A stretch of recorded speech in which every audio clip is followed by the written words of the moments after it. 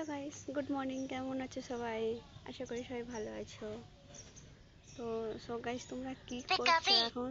এখন কটা বাজে বলো তো? সকাল 6:51 হচ্ছে। তো একটা কথা বলছি গাইস, যে জীবনে জানো তো, সৎ মা আর শাশুড়ি কোনোদিন কিন্তু দুটোই নিজেরই হয় না, ঠিক আছে?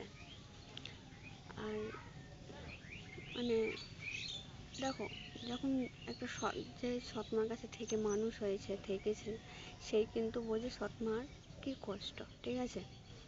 আর যে শাশুড়ির সে আবার শাশুড়ির কাছে এসছে, সেও কিন্তু জানে, হ্যাঁ এটা সবাই জানে যে সৎমার শাশুড়ি কোনোদিন নিজের হয় না, ঠিক আছে? সে দুজনকে যতই তুমি কাজ করে দাও বা যতই নিজের মার এটার মজাটা দাও বা নিজের মার মতো ভালোবাসো, নিজের মার মতো করো, দুজন কিন্তু তোমার কষ্ট কেউ বুঝবে না, ঠিক আছে? তো বাদ দাও এসব কথা, সবাই জানে এটা। কিন্তু যে শাশুড়িটা আছে, শাশুড়ি একটু হলেও মানে সম্মানটা দেয়, যে না এটা ছেলের বউ, যেটা কিছু রান্না করলে দেয় বা একটু কথা, সে যতই হোক নিজের তো হয় না, সবাই জানে, কিন্তু অল্প হলেও সে একটু চিন্তা করে বৌমাদের জন্য। আর সৎ মা কিন্তু গাইস, সেটাও কিন্তু কোনদিন বিশ্বাস ভালো তো দূরের কথা, জীবনে ভালোও চায় না, ঠিক আছে? জীবনেও ভালো চাইবে না সৎ মা কোনোদিন কারো।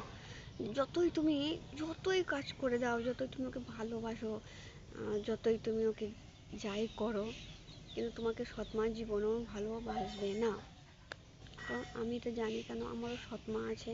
আমি ছোট্টবেলা থেকে সৎ মার কাছে থেকে পড়ে মানুষ হলাম, ঠিক আছে? কিন্তু সত্যি কথা বলতে, কার সৎ মা কেমন আছে সেটা আমি জানি না, বাট আমার যে মা, ঠিক আছে, কি বলবো, একদম ডেঞ্জারাস মহিলা, একদম ডেঞ্জারাস। ওরকম ডেঞ্জারাস মহিলা আমি আমার লাইফে আমি একটাও দেখিনি, ঠিক আছে? সে জানি না। তো তোমরাই বলো যে কার সৎ মা, যদি কারো সৎ মা হয়ে থাকে, যে তোমার সৎ মা কতটা, কেমন, ভালো খারাপ, একটু কমেন্টে জানিও আমাকে, ঠিক আছে? চলো সবাই টাটা, বাই বাই।